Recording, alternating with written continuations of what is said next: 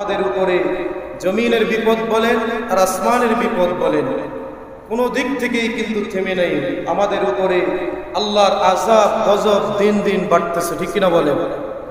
চলমান যেই ভয়ঙ্কর একটা আতঙ্ক, আপনারা সকলেই জানেন যে একটা সাপ বাইর হয়েছে। ইন্টারনেট বলেন, সব জায়গায় আজকে সারা বাংলাদেশের মানুষ আতঙ্কিত। বিশেষ করে বাংলাদেশের যেই নদীমাতৃক যেই এলাকাগুলো, সেখানের মানুষ আজকে অত্যন্ত আতঙ্কিত। আপনারা সবাই জানেন রাসেল ভাইপার নামক একটা সাপ, এই বিষাক্ত একটা সাপ, যার ভয়ে আজকে মানুষ আতঙ্কিত, ঠিক কিনা বলেন? আমাদের গুনার পরিমাণ যতই বাড়বে, আল্লাহ তাআলা বিভিন্নভাবে এক একটা মুসিবত দিয়ে, জমিনের মধ্যে ভূমিকম্প দিয়ে, এরপরে সিডর দিয়ে, এরপরে ঘূর্ণিঝড় দিয়ে, এখন আবার সাপ দিয়ে আল্লাহ তাআলা আমাদেরকে পরীক্ষা করতেছেন। আমাদের সাবধান হওয়া, গুনাহ থেকে ফিরে আসা দরকার, ঠিক কিনা বলেন? রাসূল করিম সাল্লাল্লাহু আলাইহি ওয়াসাল্লাম এই জমিনের বিষাক্ত পোকা মাকড় সাপ এগুলো থেকে বাঁচার জন্য রাসূল করিম সাল্লাল্লাহু আলাইহি ওয়াসাল্লাম একখানা হাদিস শরীফ বলেছেন, একটা দোয়া বলেছেন, যে হাদিসটি সুনানে তিরমিজির 3604 নম্বর হাদিস। হযরত আবু হুরায়রা রাদিয়াল্লাহু তাআলা আনহু থেকে বর্ণিত, রাসূল করিম সাল্লাল্লাহু আলাইহি ওয়াসাল্লাম ইরশাদ করেন, যেই ব্যক্তি সকাল এবং সন্ধ্যায় এই দোয়াটা 3 বার পড়বে, কয়বার? 3 বার পড়বে, আল্লাহ তাআলা তাকে জমিনের বিষাক্ত পোকা মাকড় সাপ বিচ্ছু দংশন থেকে, তাদের যে অনিষ্ট থেকে আল্লাহ তাআলা তাকে হেফাজত করবেন। বলেন সুবহানাল্লাহ। দোয়াটা হলো আউযু বিকালিমাতিল্লাহি তাম্মাতিন মিন শাররি মা খালাক। সবাই পড়েন, আউযু বিকালিমাতিল্লাহি তাম্মাতিন মিন শাররি মা খালাক। আল্লাহ তাআলা আমাদেরকে এই জমিনের ভূপৃষ্ঠে অনিষ্ট থেকে আল্লাহ আমাদেরকে হেফাজত করুক। সবাই বলেন আমিন। প্রিয় হাজিরিন, আজকে আমরা আতঙ্কিত।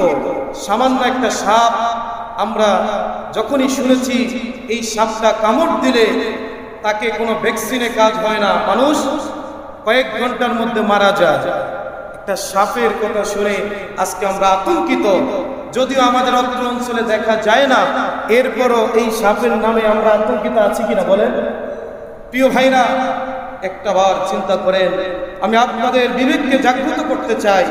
একটাবার চিন্তা করেন, এই সাপের নিউজে শুনে আমরা এত ভয় পাচ্ছি, আর অন্ধকার ওই গহীন কবরে আপনি যদি গুনাহ নিয়ে যান, আপনি যদি সুদখোর হয়ে যান, বেনামাজ হয়ে যান, বদকার হয়ে যান, আপনার ওই কবরের সাপ থেকে আপনাকে কে রক্ষা করবে? আপনার ওই কবরে তো এর চাইতে বিষাক্ত সাপ, অজাগর সাপ, বিষাক্ত এর চাইতে আরো কঠিন বিষধর সাপ আপনার কবরের মধ্যে থাকবে। যেই সাপের ভংশনে মুহূর্তের মধ্যে শরীর বিষাক্ত হয়ে যাবে, সেই সাপ থেকে বাঁচার জন্য আমাদের একটি চিন্তা করা দরকার। আল্লাহ তাআলা তো পরীক্ষার জন্য এই সাপ দিয়েছেন, যে বান্দা এর চাইতে আরো কঠিন শাস্তি আমি কবরের মধ্যে রেখেছি। অতএব কবরে আসার আগে ওয়ালা তামুতুন্না ইল্লা ওয়া আনতুম মুসলিমুন, পরিপূর্ণ মুসলমান না হয়ে কবরে আসিও না। মুআজ্জিজ হাজিরিন, আল্লাহ তাআলা আমাদেরকে ঈমান মজবুত করার তৌফিক দান করুন। বলেন আমিন। এর চাইতে বিষাক্ত মানুষ রাসেল ভাইপার নামেও আমাদের সমাজে কিছু মানুষ আছে না? ওটা সাপের মধ্যে খারাপ, এই জন্য তার নাম হইল এটা। আর মানুষের মধ্যে আমাদের একই সমাজে বাস করে, ওই সাপের চাইতে আরো বিষধর মানুষ আমাদের সমাজে আছে না নাই? একসাথেই বসবাস করে, তার মনের মধ্যে হিংসা, তার মনের মধ্যে বিদ্বেষ, তার মনের মধ্যে পরের ক্ষতি, তার মনের মধ্যে সুগলখুরি, নেফাকি, সে তো ওই সাপের চাইতে বিষাক্ত। অতএব শুধু সাপ থেকে বাঁচতে হবে না, সমাজের এই বিষাক্ত যারা, তাদের থেকে আমাদের বাঁচতে হবে, ঠিক কিনা বলেন? মুআজ্জিজ হাজিরিন, আজকে মানুষের মনটা কেমন জানি শক্ত হয়ে যাচ্ছে। হারাম, সুদের সঙ্গে জড়িত হয়ে আজকে মানুষের কলব মরে গেছে। আগেরকার জামানায় যদি একজন আরেকজনকে একটু খাওয়াতে পারত, কি খুশি হতো। আহারে, একজনকে একটু মেহমানদারি করাতে পারলাম, আফসোস থাকতো না খাওয়াইতে পারলে। মসজিদ 1 টাকা দিতে পারলা, হারে 1 টাকা দিতে পারলাম না, আফসোস করত।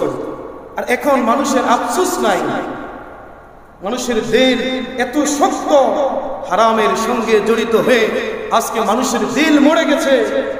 গুনার কাজ তাদের কাছে প্রিয়, ভালো কাজ তাদের কাছে খারাপ লাগে, ঠিক কিনা বলেন? আল্লাহ তাআলা আমাদেরকে এই সমস্ত কাজগুলো থেকে হেফাজত করে বলেন আমিন।